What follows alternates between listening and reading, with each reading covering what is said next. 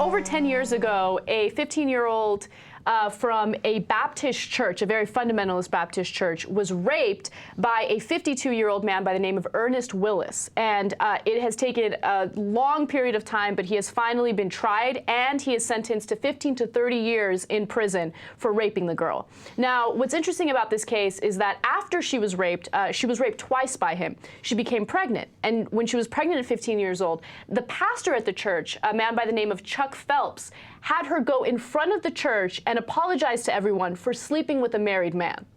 Now, look, let's look at the assumptions there, right?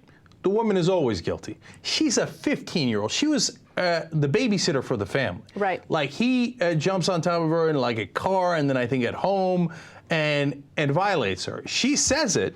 Everybody's like, well, no, of course not. Of course you seduced him.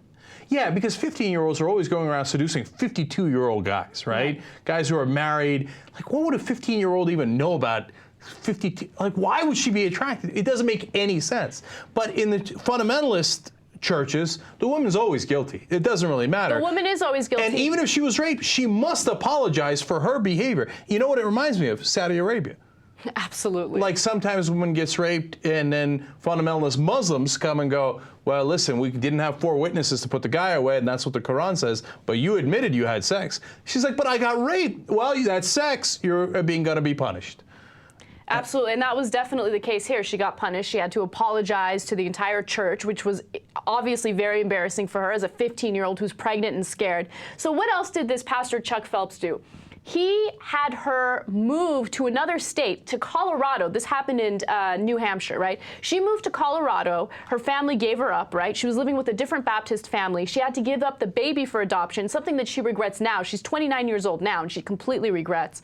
And at the same time, you know, they completely brushed everything under the rug. Because sex is always about shame and guilt. Like, how could you have possibly had this sex? You get rid of that, anything that reminds us of her. Run her out of town, get rid of the baby, because it's all her fault and it brings shame upon her family. Now, yesterday we did a story about cults.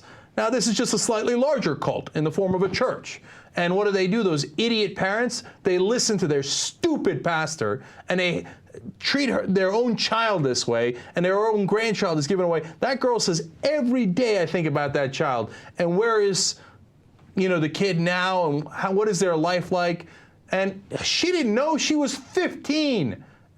It makes me sick.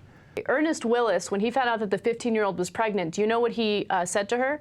He said, well, you're pregnant. I could just punch you in the stomach really, really hard so you miscarry. That classy guy. And by the way, these are fundamentalist Baptists. I'm sure they're against abortion, unless they knocked up the babysitter, in which case they're willing to do an abortion on their own by punching them in the stomach really hard. Lovely guys these guys are. And speaking of the Old Testament, when Chuck Phelps discovered that the 15-year-old was pregnant, that's the pastor, he said to her, well, you're lucky that it's not the Old Testament times, because if it was, you'd be stoned to death. Yeah, you're so lucky that you got raped in this day and age when we only shame you and make you give up your kid and move to a different state, because we'd have liked to stone you to death instead. Isn't she so lucky? So lucky. What a lovely pastor. I'm glad that he's still working at a different church, and God help the people that are in his, congregation. Of course, he suffered no consequences whatsoever.